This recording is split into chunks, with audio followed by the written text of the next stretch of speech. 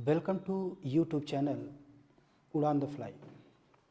दोस्तों, उड़ान the fly channel पर आप लोगों का स्वागत है। मैं विनोद सर। जैसा कि आप लोगों को पता है कि टीजीटी और पीजीटी पर आधारित जो भी क्वेश्चंस पूछे जा रहे थे, उसी के संदर्भ में आज इस वीडियो के माध्यम से जो आगे आने वाली परीक्षाएं हैं उसमें किस तरीके से सवाल पूछा जाता है, उसी को ध्यान में रखते हुए ये वीडियो आपके सामने प्रस्तुत हो रहा है। देखिए, आज का जो सेक्शन है वो भी इंडियन इकॉनमी और साथ ही साथ इकोनॉमिक्स से संबंधित विभिन्न टाइप्स के जो क्वेश्चन हैं उन्हीं को आधार बनाते हुए यहाँ पर क्वेश्चन आपको सॉल्विंग दी जा रही है। सबसे बड़ी बात है कि ज़्यादातर प्रतियोगी परीक्षाओं में जो भी स्टूडेंट जब भी प्रतिभाग करते हैं तो उनके सामने समस्या आती है कि कंपटीशन को कैसे बीट किया जाए। ख़ास तौर से जैसा मैंने आपसे कहा कि जो आने वाली परीक्षा है टीजीटी और पीजीटी, तो ऐसी स्थिति में आपको उन्हीं चीज़ों पर फोकस करना है जो ज़्यादातर परीक्षाओं में पूछे जाते हैं। बेसिकली होता क्या है कि लोग उस तथ्य पर या उस मैटर पर वर्क करते हैं जहाँ से क्वेश्चन बहुत कम आते हैं, लेकिन यहाँ पर मैं जो आपको वीडियो डिफाइन कर रहा हूँ यानी क्वेश्चन सॉल्विंग कर रहा हूँ, उसमें आपको उन्हीं बिंदुओं पर मैं चर्चा करूँगा जो अभी तक सबसे ज़्यादा उस चैप्टर से सवाल पूछे जा रहे हैं। तो आइए आज हम सबसे पहले उन्हीं पॉइंट पर फोकस करते हैं और आज का जो सेक्शन है बहुत ही महत्वपूर्ण पॉइंट्स है, जिसमें जो अभी तक सवाल पूछे गए हैं उसी को बेस बनाते हुए ही ये क्वेश्चन आपके लिए तैयार किया गया है। तो इसमें पहला क्वेश्चन आपका आता है, पहला क्वेश्चन आपका है कि राजकोषीय नीति का क्या अर्थ है या राजकोषीय नीति का क्या तात्पर्य है। अब इसमें आप देखिए चार इसके कुछ ऑप्शंस दिए गए हैं। एक है खुले बाजार की क्रिया, दूसरा है आरक्षित अनुपात परिवर्तन, विदेशों से ऋण लेना, और चौथा है आपका करोड़ों और सरकारी व्यय। तो गाइज इसमें आप देखिए यहाँ पर फिस्कल पॉलिसी की बात की जा रही है और राजकोषीय नीति का क्या अर्थ है पहले आप इसको समझिए। देखिए, सरकार के सार्वजनिक आय, सार्वजनिक व्यय, वित्तीय प्रशासन एवं ऋण प्रबंधन जैसी नीतियों को राजकोषीय नीति कहा जाता है। राजकोषीय नीति का उद्देश्य होता है कि अर्थव्यवस्था में मूल्य स्थिरता बनाए रखना, स्फीति तथा मंदी की दशाओं को नियंत्रित करना सरकार की पॉलिसी होती है। इसके अलावा रोजगार के अवसर को भी विकसित करना सरकार की पॉलिसी होती है। यानी ये सारी नीतियाँ आती हैं आपके राजकोषीय नीति या फिस्कल पॉलिसी में। तो यहाँ पर जब हम चर्चा कर रहे राजकोषीय नीति के बारे में तो ऑप्शन पहला क्या दिया है, पहला ऑप्शन है खुले बाजार की क्रिया। खुले बाजार की क्रिया यानी ओपन मार्केट। ओपन मार्केट यानी खुले बाजार की क्रिया है। जैसा कि आपको पता होगा कि खुले बाजार की क्रिया राजकोषीय नीति का अस्त्र नहीं है, बल्कि आरबीआई द्वारा हर 3 महीने पर लाई गई मॉनेटरी पॉलिसी का अस्त्र है। इसके अंतर्गत आरबीआई अर्थव्यवस्था में तरलता की मात्रा को घटाने या बढ़ाने के लिए खुले बाजार में सरकारी प्रतिभूतियों का क्रय और विक्रय करती है। तो जाहिर सी बात है कि यहाँ पर जो राजकोषीय नीति का पहला तथ्य है ओपन मार्केट, ये आपका क्या है, गलत है। सेकंड पॉइंट पे आते हैं आरक्षित अनुपात में परिवर्तन। आरक्षित अनुपात में परिवर्तन, अब इसको भी देखा जाए, आरक्षित अनुपात का मतलब होता है CRR यानी कैश रिजर्व रेशियो।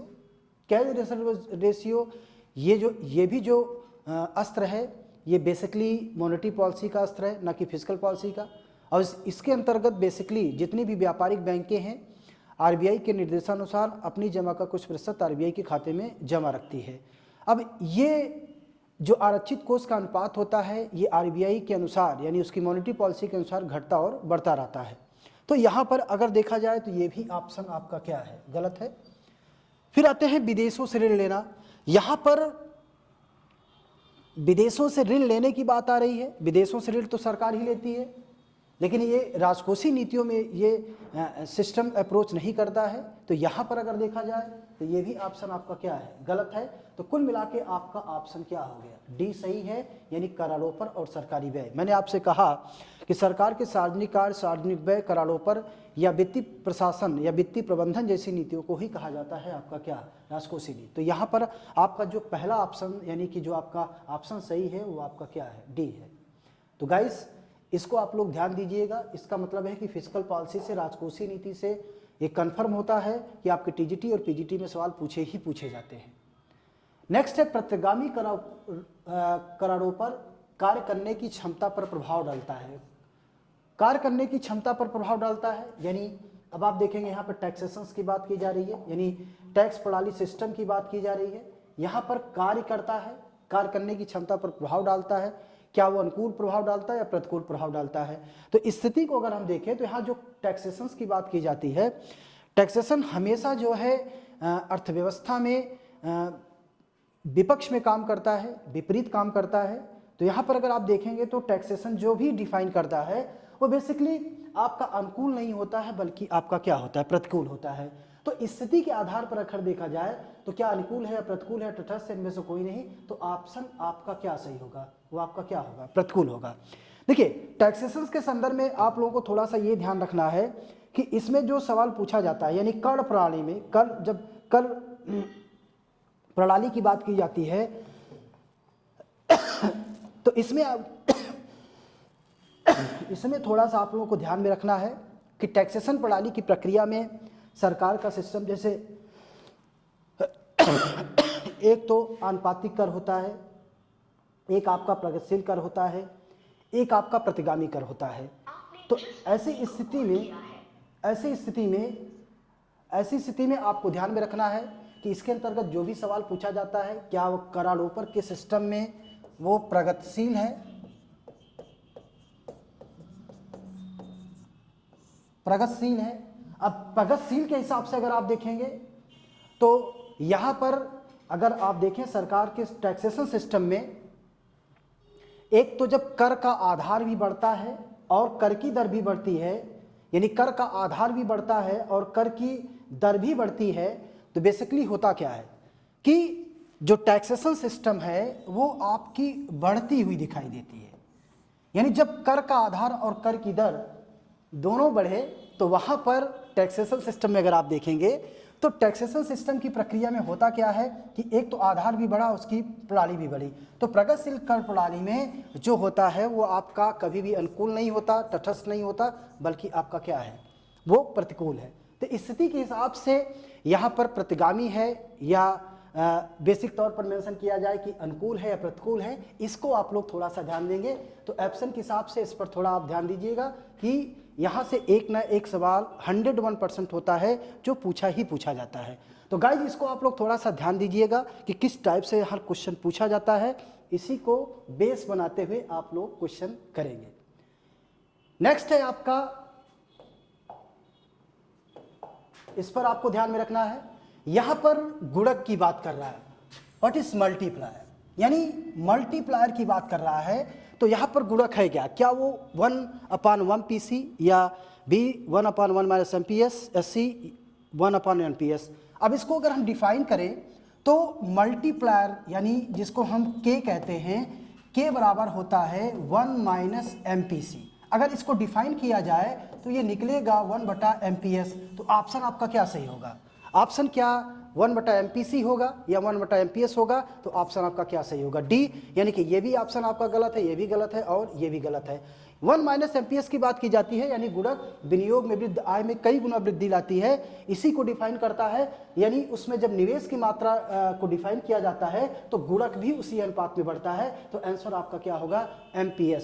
तो गाइज इसको आप लोग थोड़ा सा ध्यान रखिएगा, गुणक के बारे में अक्सर पूछा ही पूछा जाता है। और इस सिस्टम में अगर आप देखेंगे तो जो गुणक आपका दिखाता है वो है डेल्टा आई बटा आपका डेल्टा वाई। तो आंसर के हिसाब से 1 - MPC होगा।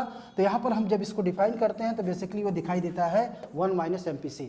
तो आंसर के हिसाब से आपका आंसर क्या होगा, वो होगा आपका 1। ठीक है, तो गाइस इसको आप लोग थोड़ा सा ध्यान दीजिएगा।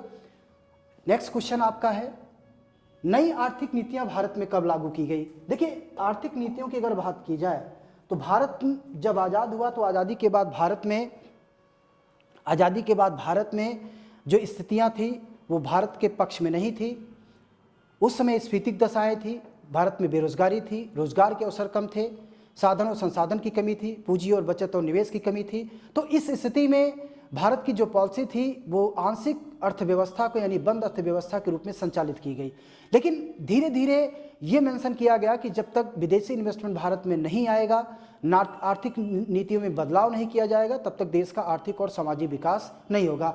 इसी बात को अगर हम ध्यान में रखते हुए देखें तो भारत में आज़ादी के बाद यानी 1991 में ये डिफाइन किया गया कि अभी जो भारतीय अर्थव्यवस्था बंद है उसे ओपन कर दिया जाए। तो ऐसी स्थिति में 1990 और 1991 में राव मनमोहन मॉडल के आधार पर भारत में एक मॉडल आया था। उस मॉडल का नाम था एलपीजी मॉडल, यानी लिबरलाइजेशन, प्राइवेटाइजेशन और ग्लोबलाइजेशन। और इस स्थिति में जो लिबरलाइजेशन की बात की गई, उदारीकरण की बात की गई, उसमें नई आर्थिक नीतियों के तहत वो डिफाइन कर दिया गया कि अर्थव्यवस्था में जब तक विदेशी कंपनियों को यहाँ पर इन्वेस्टमेंट करने के लिए छूट नहीं दिया जाएगा, तब तक उस संदर्भ में भारत में विकास का जो स्तर होगा बहुत ही कम होगा। इसलिए भारत में 1991 में ही नई आर्थिक नीति आपकी लागू की गई। तो ऑप्शन आपका क्या सही होगा? ए। नेक्स्ट पर आते हैं, निम्नलिखित में से कौन प्रोफेसर सिराज के करारोपण के नियमों में सम्मिलित नहीं है? प्रोफेसर सिराज की बात की जाती है, उनके सिद्धांत में आपको लोच मिलेगा, मितव्यता की बात की जाएगी, आधिक की बात की जाएगी। तो इसमें अगर आप देखेंगे उसमें एक तथ्य नहीं मिल रहा है, और वो तथ्य आपका जो आ रहा है वो आपका तथ्य है डी, यानी कि अनुमोदन। तो ये इनके सिद्धांत का क्राइटेरिया नहीं है। तो इसको थोड़ा सा आप लोग ध्यान रखेंगे, लोच का सिद्धांत, मितव्यता के सिद्धांत, अधिक का सिद्धांत, ये आपको थोड़ा सा ध्यान रखना है। तो एक नहीं है, वो है अनुमोदन का। तो ऑप्शन आपका डी क्या है? सही है, यानी वो गलत है। उनके सिद्धांत में इसका पालन नहीं किया गया था। निम्नलिखित में से कौन नीति उपाय आयात की भौतिक मात्रा को प्रत्यक्ष रूप से नियंत्रित करता है? यानी देखिए, जब आयात की बात की जाती है तो उस आयात के अंतर्गत दृश्य वस्तुओं की बात की जाती है, फिजिकल वस्तुओं की बात की जाती है, यानी वस्तुओं की बात की जाती है। और जब वस्तु की आयात की बात की जाती है तो बेसिकली क्या उसके अंतर्गत कोटा आएगा, या उसके अंतर्गत आपका अनुदान आएगा, या प्रशुल्क आएगा? उपयुक्त से कोई नहीं। तो यहाँ पर अगर आप देखेंगे, चूंकि अनुदान या कोटा या प्रशुल्क की बात, प्रशुल्क किया जाता है आयात की मात्रा को कम करने के लिए, लेकिन चूंकि यहाँ पर आयात की भौतिक मात्रा का बात कर रहा है, तो भौतिक मात्रा में अगर हम देखा जाए, अनुदान तो बिल्कुल गलत हो जाएगा, प्रशुल्क उसकी मात्रा को कम कर सकता है, पूरी तरीके से नियंत्रित नहीं करता है। नियंत्रित करता है आपका कौन? कोटा। ठीक है, तो ऑप्शन आपका सही होगा, आपका क्या? ए। फिर है आपका, निम्नलिखित में से कौन एक कथन सही है? कथन सही है, यह भी आपको ध्यान में रखना है। कभी कभी पूछता है कौन सा एक कथन सही है या कौन सा एक कथन गलत है। तो यहाँ पर चर्चा की जा रही है, WTO का राष्ट्रीय मुद्रा कोष का अंग है। क्या विश्व व्यापार संगठन IMF का एक अंग है? क्या WTO संयुक्त राष्ट्र संघ का अंग है? क्या WTO एक अमेरिकी व्यापार संगठन है? क्या WTO एक संगठन है जिसे गैट के सदस्यों ने बुलाया था? अगर हम इन चीजों को देखें तो भारत में वैश्विक स्तर पर देखा जाए तो विभिन्न देशों के बीच जब व्यापार होता था तो व्यापार की स्थिति में आयात और निर्यात की जो नीतियां थी, कभी कभी वो विभिन्न देशों के पक्ष में होती थी, कभी कभी विपक्ष में होती थी। इसके अलावा भुगतान असंतुलन की भी समस्या थी। इसके अलावा मौद्रिक सहयोग किस तरीके से स्थापित किया जाए, इस प्रकार की भी समस्या आ रही थी, क्योंकि अलग अलग देशों की अलग अलग मुद्राएं थी। तो ऐसी स्थिति में द्वितीय विश्व युद्ध के बाद अगर आप देखिए तो विभिन्न देशों के प्रतिनिधियों का एक सम्मेलन 27 दिसंबर 1945 को अमेरिका में न्यू हैम्पशायर में बुलाया गया, जहां पर विभिन्न संगठनों की स्थापना के संदर्भ में हैरी डिवाइड प्लान को आधार बनाया गया। और उस आधार में वहां पर तो उस समय IBRD और विश्व बैंक की स्थापना तो कर दी गई थी, लेकिन ITO की स्थापना नहीं की गई थी। और ये मेंशन किया गया था कि जब तक इसके स्थान पर किसी अंतर्राष्ट्रीय संस्था की स्थापना नहीं की जाती, तब तक उसके स्थान पर समझौता जो लागू होगा वो आपका क्या होगा? गैट होगा। तो यहाँ पर अगर आप देखेंगे तो WTO गैट का ही विस्तार था, न कि अगर आप देखेंगे वो मुद्रा कोष का अंग था। IMF अगर देखेंगे तो IMF के साथ जो स्थापना की गई थी वो आपकी स्थापना की गई थी IBRD की, यानी international bank for reconstruction and development की। बेसिकली ये UNO का अभिकरण है, यानी WTO ध्यान रखिएगा, ये UNO का कभी अभिकरण नहीं है, बल्कि एक स्वायत्त संस्था है, स्वतंत्र एजेंसी है, जिसमें सदस्य राष्ट्रों को ही वरीयता दी जाती है। तो ये भी ऑप्शन आपका क्या है? गलत है। WTO एक अमेरिकी व्यापार संगठन है, बिल्कुल गलत है, यानी आपका ऑप्शन क्या सही है? वो है आपका क्या? डी। तो गैट का ही विस्तार किया गया था 1947-48 में वस्तुओं और सेवाओं के व्यापार के लिए। उस समय विभिन्न देशों के बीच गैट के समझौते लागू किए गए थे। तो एक्चुअल में अगर देखा जाए तो ऑप्शन आपका डी सही है, तो इसको भी आप लोग ध्यान रखिएगा। यानी कि WTO से एक क्वेश्चन आना तय है, इसको भी आप लोग अपने दिमाग में रख लीजिए। नेक्स्ट है, निम्नलिखित करों में से कौन सा एक कर केंद्र सरकार द्वारा राज्य सरकारों के साथ बांटा जाता है? तो जाहिर सी बात है, जब भी केंद्र सरकार और राज्य सरकार की बात आएगी, किसी भी कर की बात आएगी, तो वस्तुओं के उत्पादन से संबंधित होगा। और वस्तुओं के उत्पादन में क्या वो सेवाएं हैं? अगर आप देखेंगे क्या वो सेवाएं हैं, तो यहाँ पर देखिए नहीं। सेवाओं पर कर की बात की जाए तो ये सेवा कर अलग अलग स्थिति में दिखाई देता है राज्यों में, केंद्र सरकारों में। फिर भी इसमें केंद्र की सरकारें जो सेवा कर लगाती हैं अप्रत्यक्ष कर के अंतर्गत, वो स्थिति अलग है। उत्पाद शुल्क की बात की जाए, हाँ, उत्पाद शुल्क के संदर्भ में अगर आप देखा जाए तो एक राज्य में जब भी किसी वस्तु का उत्पादन किया जाता है तो केंद्र और राज्य की सरकारें दोनों को फायदा होता है। आयकर जो कि केंद्र सरकार का ये आपका प्रत्यक्ष कर है, ये राज्यों को बांटा नहीं जाता। सीमा शुल्क भी केंद्र सरकार का अप्रत्यक्ष कर है। तो यहाँ पर जो ऑप्शन आपका सही होगा वो आपका क्या होगा? बी सही होगा, वो है आपका उत्पाद शुल्क। नेक्स्ट है, निम्नलिखित वर्गीकरण में द्वितीय योजना से संशोधित गाडगिल सूत्र का प्रयोग किस वर्ग? यानी चौथी पंचवर्षीय योजना में DR गाडगिल फार्मूला को अपनाया गया था, जिसमें केंद्र राज्यों के बीच राजस्व बंटवारे की बात की गई थी, जिसमें जनसंख्या को आधार, राजकोषीय सहायता, क्षेत्रफल, वनाच्छादन को आधार बनाया गया था। तो यहाँ पर गाडगिल जो फार्मूला था वो राज्य की योजनाओं को केंद्रीय सहायता आवंटन करने हेतु, यानी कि जो ऑप्शन दिया गया था वो ऑप्शन आपके हिसाब से क्या होना चाहिए? सी सही होना चाहिए। राज्यों का अनुदान निर्धारण नहीं था, सब्सिडी की बात नहीं की गई थी, चूंकि इसमें आर्टिकल 280I में जब वित्त आयोग की बात की गई, जिसमें केंद्र राज्यों के बीच राजस्व बंटवारे की बात की जाती है, तो वहां पर अनुदान सब्सिडी की बात की जाती है। जो वित्त आयोग राष्ट्रपति को अपनी अनुशंसा देता है वहां पर, तो ये ऑप्शन आपका गलत हो गया। राज्यों के मध्य कर इतर आय का, ये भी वित्त आयोग के ही आता है। तो यहाँ पर राज्यों में केंद्रीय सरकार द्वारा संचालित योजनाओं का आवंटन नहीं, तो यहाँ पर लगभग ये मिलता हुआ, लेकिन ये राज्य की योजनाओं को केंद्रीय सहायता के आवंटन के लिए ही गाडगिल फार्मूला बनाया गया था। तो ऑप्शन आपका क्या सही होगा? ए। नेक्स्ट है औसत स्थिर लागत। औसत स्थिर लागत AFC की बात कर रहा है। बात कर रहा है किसकी? AFC की बात कर रहा है। AFC की बात कर रहा है। AFC को निकालने के लिए TFC/O या Q निकालते हैं, यानी कि कुल उत्पादन प्रक्रिया में उत्पादन की मात्रा से भाग दे देकर हमें AFC मिलता है। यानी उत्पादन प्रक्रिया में जब भी उत्पादन किया जाता है तो उत्पादन लागत बढ़ने के साथ, यानी उत्पादन प्रक्रिया बढ़ने के साथ साथ उसकी लागत घटती जाती है। तो ऑप्शन क्या होना चाहिए? उत्पादन के किसी एक स्तर पर समान बनी रहती है, ये गलत है।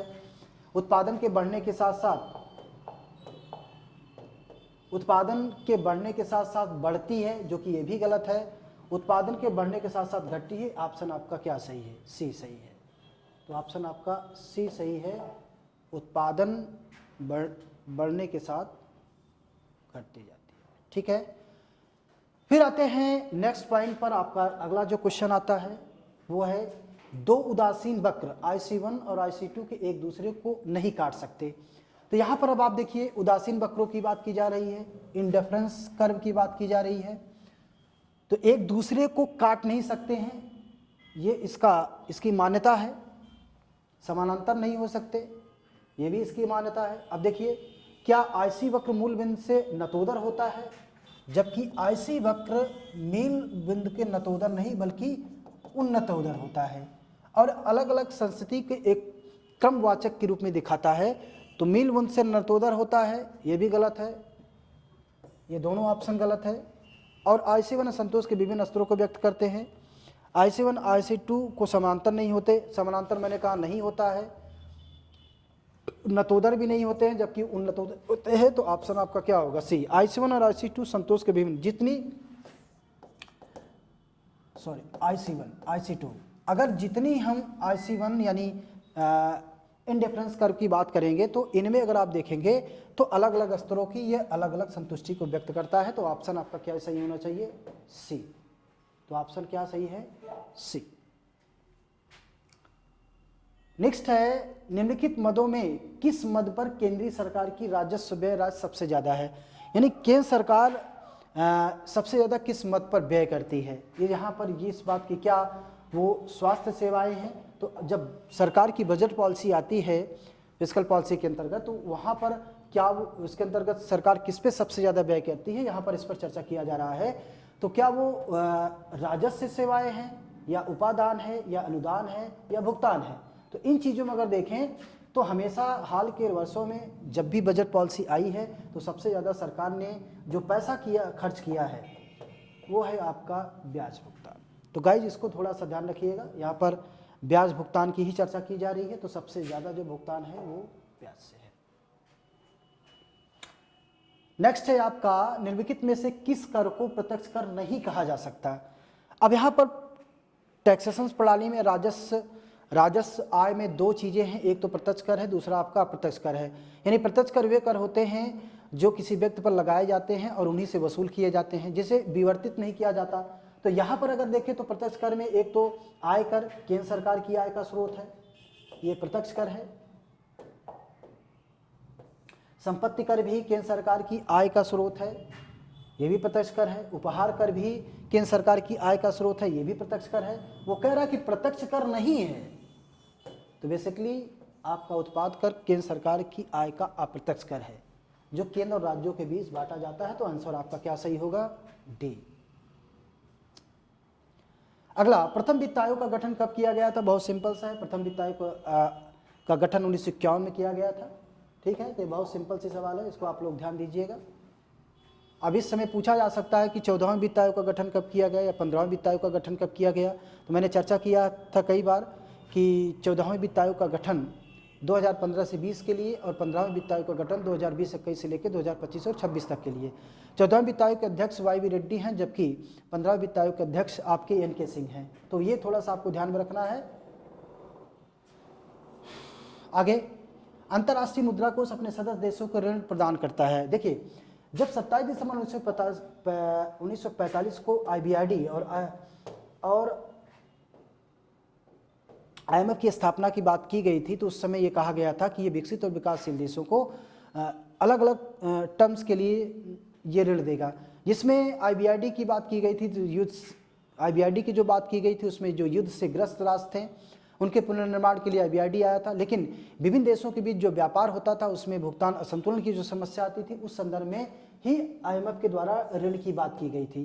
तो यहाँ पर क्या वो दीर्घकालीन निवेश के लिए है, भारी उद्योगों की स्थापना के लिए है, भुगतान संतुलन को कम करने के लिए है, तो देशों में आधारभूत सुविधाओं के लिए। तो ऑप्शन मैंने कहा कि विभिन्न देशों के बीच व्यापार प्रक्रिया के फलस्वरूप जो भुगतान असंतुलन की समस्या आती है उसी के लिए ही ऋण देता है। तो ऑप्शन आपका क्या सही होगा, सी। आगे देखते हैं, निम्नलिखित वर्गीकरण में मनोरंजन कर का संबंध स्पष्ट कीजिए। केंद्र सरकार का प्रत्यक्ष आय का स्रोत, जी नहीं, ये केंद्र सरकार की आय का स्रोत नहीं है, ये केंद्र सरकार की आय का स्रोत नहीं है। नेक्स्ट है केंद्र सरकार का अप्रत्यक्ष आय स्रोत या राज्य सरकार का प्रत्यक्ष आय स्रोत, राज्य सरकार का अप्रत्यक्ष आय स्रोत। तो यहाँ पर आप देखेंगे केंद्र सरकार में चूंकि ये राज्य सरकार के अप्रत्यक्ष कर होते हैं, तो यहाँ पर आपका ऑप्शन क्या सही होगा, वो है सी। ठीक है, नेक्स्ट आते हैं, निम्नलिखित में से कौन सी मदें भुगतान शेष खाते में व्यापार की अदृश्य मदें हैं। देखिए, जब भुगतान शेष खाते की बात की जाती है तो भुगतान शेष खाते में जो चालू खाता होता है वो सबसे बड़ा मद होता है, और इस मद के अंतर्गत दृश्य और अदृश्य दोनों वस्तुओं को सम्मिलित किया जाता है। तो इसके अंतर्गत ये आपको जानना है कि दृश्य क्या है, अदृश्य क्या है। अब दृश्य वस्तुओं की बात की जाती है तो ऐसी वस्तुएं जो आयात में आती हैं जिन्हें फिजिकल वस्तु या भौतिक वस्तु कहते हैं, जबकि अदृश्य वस्तुएं बैंकिंग, बीमा, जहाजरानी सेवाएं, पर्यटन से आय, तो इनको हम अदृश्य खाते के अंतर्गत लाते हैं। तो यहाँ पर ऑप्शन दे सकते हैं कि इसके अंतर्गत किसे सम्मिलित किया गया है। तो यहाँ पर आप देखेंगे तो कई ऑप्शन दिए गए हैं, क्या विदेशों से प्राप्त लाभांश है, या विदेशी पर्यटकों से प्राप्त आय है, या विदेशियों को बीमा सेवाओं का विक्रय है, विदेशियों को परिसंपत्तियों का विक्रय है। तो यहाँ पर अगर आप देखेंगे तो सभी जो है इसमें ऑप्शन सही आ रहे हैं। तो ऑप्शन आपका क्या सही होगा, सी, यानी उपयुक्त सभी सही है। तो इसको आप लोग ध्यान दीजिएगा। और बैलेंस पेमेंट से भी एक सवाल आता ही आता है, तो इसके लिए भी आपको ध्यान में रखना है। बाकी यहाँ पर एक सवाल पूछा गया जो कि बराबर सभी परीक्षाओं में पूछता है, खासतौर से TGT और PGT में। ये सवाल आपके लिए भी थोड़ा सा महत्वपूर्ण है। तो वैगनर किस परिकल्पना संबंधित है, वो क्या सार्वजनिक आय है, सार्वजनिक व्यय है, मुद्रा की पूर्ति है, सार्वजनिक। देखिए इस प्रकार की जो पॉलिसी आती है ये सरकार की राजकोषीय नीति के अंतर्गत आती है, लेकिन यहाँ पर जो वैगनर की परिकल्पना है वो संबंधित आपका किससे है, बी से, सार्वजनिक व्यय से। नेक्स्ट है आपका हिनाल प्रबंधन की नीति इसलिए आलोचना की जाती है क्योंकि इससे निम्नलिखित में से कारक अधिकतम प्रभावित होता है। तो इसको अगर आप देखें, जो हिनाल प्रबंधन की बात की जाती है तो बेसिकली इसे बजटी घाटा कहा जाता है। इसके अंतर्गत एक वर्ष में सरकार का जो लेखा जोखा होता है, यानी उससे जो प्राप्तियां, उससे आय है वो कम होता है जबकि भुगतान ज़्यादा होता है। तो ऐसी स्थिति में सरकार कभी कभी आरबीआई से ऋण लेती है और आरबीआई जब नए नोट छाप कर देती है तो वहाँ पर हिनाल प्रबंधन जैसी नीतियाँ बहुत तेज़ी से प्रभावित होती है। तो इस स्थिति में होता क्या है कि अर्थव्यवस्था में दुगनी मात्रा में मुद्रा की मात्रा या तरलता की मात्रा बढ़ती है। जब तरलता की मात्रा बढ़ती है तो इस स्थिति में क्या होता है कि अर्थव्यवस्था में स्फीति तथा मंदी की दशाएं भी बढ़ने लगती है। तो ऑप्शन अगर हम देखेंगे तो क्या वो ए है, सरकार धीरे धीरे दिवालिया हो जाती है, या पश्चिम से उपभोक्ताओं की संस्कृति बढ़ जाती है, या समग्र मांग गिरती है? जी नहीं, क्योंकि अर्थव्यवस्था में तरलता की मात्रा बढ़ती है तो लोगों की डिमांड का स्तर बहुत तेजी से बढ़ता है। तो ऐसी स्थिति में ये तो नहीं सही है, लेकिन अगर हम देखें तो यहाँ पर मुद्रास्फीति को बढ़ावा मिलता है। तो आपका ऑप्शन क्या सही है? डी। अगला है, किस क्षेत्र का योगदान घरेलू बचत में सर्वाधिक है? भारत के संदर्भ में लिखित में बताइए किस क्षेत्र का योगदान घरेलू क्षेत्र में पूछ रहा है। House hold sector, corporate sector और पब्लिक सेक्टर, यानी इस सेक्टर्स में कभी कभी पूछता है किसका योगदान आय में सबसे ज़्यादा है, तो उसके सेक्टर्स में घरेलू है, फिर निगम है, फिर सार्वजनिक क्षेत्र है।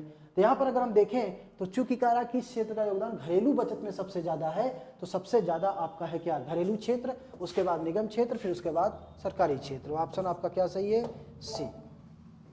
ठीक है, तो गाइज आज तक के लिए इतना ही। ये आपके विभिन्न टॉपिक्स थे जहाँ पर सवाल आपको दिया गया था। इसको आप लोग देखिएगा, अच्छे से वीडियो देखिए, लाइक करिए, कमेंट करिए। आप लोगों का कमेंट भी नहीं आ रहा, ना तो आपकी कॉल भी आ रही है कि वीडियो आपको कैसे लग रहा है। मैंने आपसे कहा कि ये क्लास आपको फ्री दी जा रही है। फुल फंक्शन क्लास के लिए आप चाहें तो इस पर कॉल आप कर सकते हैं। इस नंबर पर कॉल करके आप डिटेल में जानकारी ले सकते हैं कि फुल फंक्शन क्लासेज आपको कैसे मिल सकती है। यहाँ पर सिर्फ क्वेश्चन सॉल्विंग की बात की जा रही है। पैटर्न को आधार बनाते हुए पेपर आपको दिया जा रहा है कि किस तरीके से क्वेश्चंस पूछे जाते हैं। तो गाइस आज तक के लिए इतना ही। नेक्स्ट वीडियो में कुछ नए मैटर्स के साथ फिर हम अवेलेबल होंगे। आज तक के लिए इतना। ओके, थैंक यू, धन्यवाद।